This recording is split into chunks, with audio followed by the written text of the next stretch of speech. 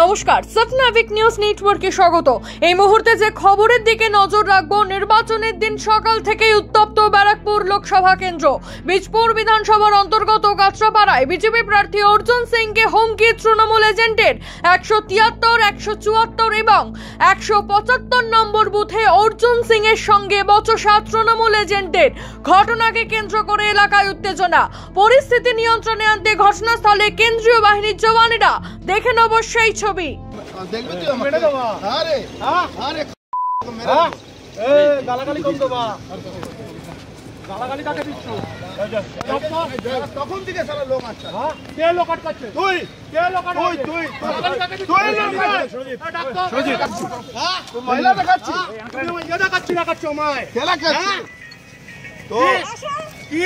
তুই এখানে লোক আটকাবি? কে আটকাচ্ছে?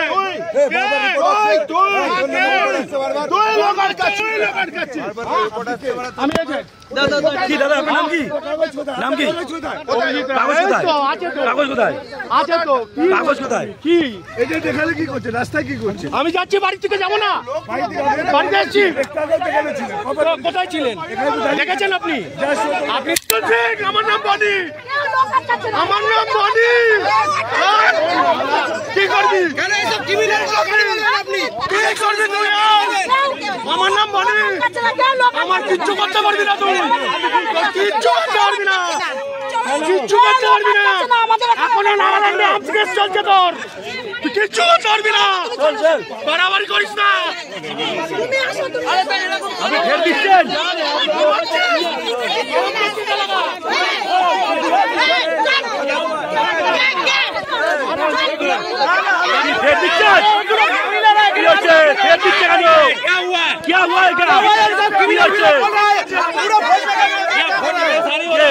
ये क्या कर रहा है? हॉस्पिटल भेज दिया, महिला को एक मार के हॉस्पिटल भेज दिया। बोले एक नंबर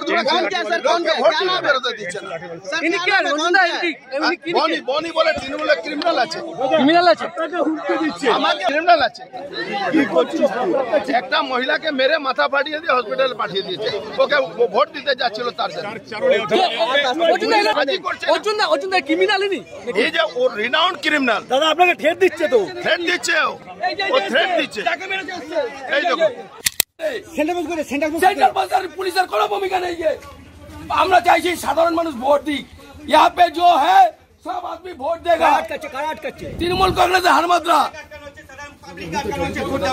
75-76 নম্বর বুথে কোনো ভোট দেওয়া হচ্ছে না। এখানকার মা বোনদের উপর অত্যাচার চলছে।